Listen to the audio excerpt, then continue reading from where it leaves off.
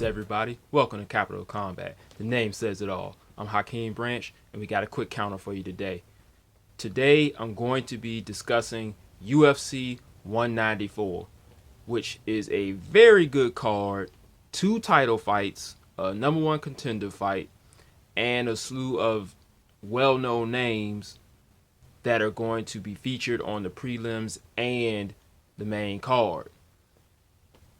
As far as the big fights on that card, we've got Ronaldo Jacare Souza versus Yoel Romero. That's going to be the number 1 contender fight for the next fight, which is the middleweight title fight between champion Chris Weidman and challenger Luke Rockhold. Great fight. Break that down in a second. And then we have the featherweight title fight, in which we have interim champ Conor McGregor facing off against longtime champ, actually the only champ in UFC featherweight history, Jose Aldo. Gonna start with Rockhold and Weidman. And keeping with the name of Quickcounter, I'm gonna try and do this really fast. With Rockhold, we've got a very, very, very well-rounded fighter, excellent jiu-jitsu, outstanding kicks, very good standing up or on the ground. As you see, he has plenty of knockouts on the feet. He has plenty of submission victories, especially with that guillotine choke. And with Chris Weidman, we have someone who is a very, very, very strong wrestler. He has decent stand-up as well. Great technique with his punches. I love his punching technique. And someone who has a great determination and will to win, as we saw in his last fight versus Vitor Belfort, where he was hurt very badly, was able to weather the storm, and then finish Vitor in the very same round.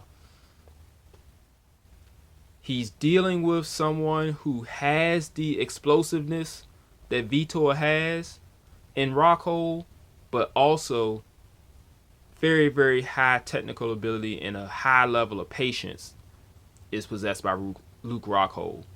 So this fight is going to be very interesting to see who can impose their will on the other. Weidman, if he can get Rockhold to the ground and control him with his wrestling, he can do a very good job. And if Rockhold can keep Weidman guessing all night, then he will be the one walking away with the title. I see this one going 5 rounds. I'm not really sure who's going to win. To me, it's that close. Both guys are very good fighters, and it's really going to come down to who executes the better game plan in that fight. So let's move on to the featherweight title fight. Once again, we have 2 very, very good fighters in Conor McGregor and Jose Aldo. One in McGregor, who has very, very good stand-up. He does tend to fall in a little bit on his punches, but he brings a lot of power with him. He has great kicks. There's no tail on them. Like, you don't see him shifting his hips, or you don't see him loading his feet or shifting them to get that perfect position. He can just fire them off, and that's outstanding. His ground game leaves a bit to be desired, as we saw with Chad Mendes. And also, I believe his only loss came when he was taken down and submitted.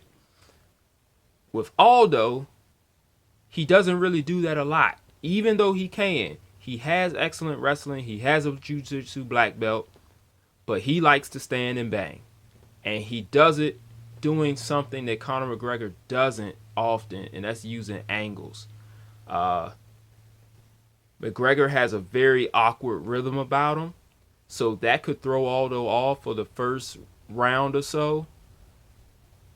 And if that power doesn't shake Aldo, McGregor's going to be in for a long night.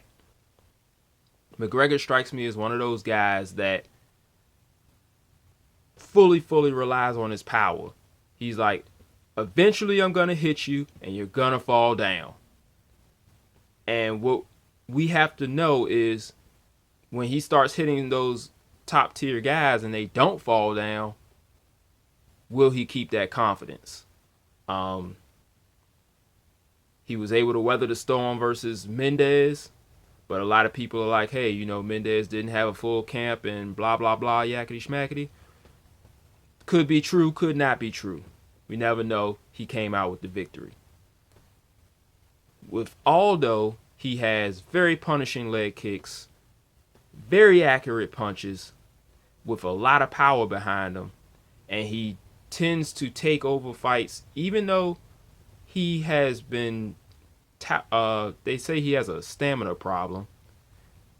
He never really fades to the point where the opponent can get into the fight. Maybe he's taking his foot off the gas when he realizes that he won't stop them. Maybe that's what it is. I don't know. But with both guys fighting at frenetic paces, we'll probably get a very, very exciting first 2 rounds, and then it'll start to really slow down, and that's going to really favor Aldo, who's the more technically sound guy and the more proven guy.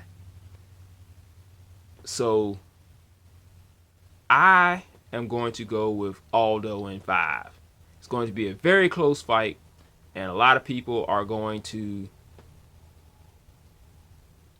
really think that Conor McGregor did a great job in his loss.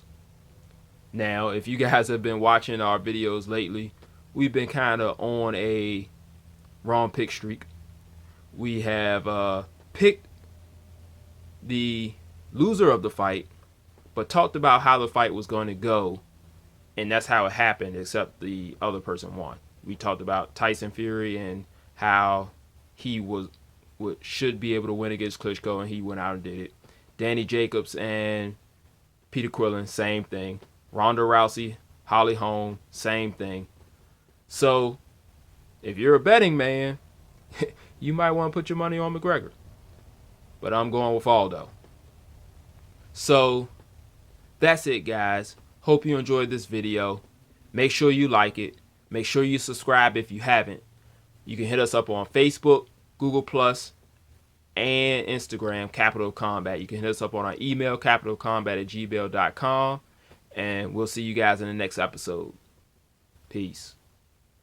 This is round 1 and you've already lost. They don't seem to see that everything we've done is coming and cost. My fists are on fire, I perform till I perspire. My demons are in a rage, keep thinking that it's a game. I kick crime, hurricane, I told them I don't play, I'm liquid. Black Street Fighter.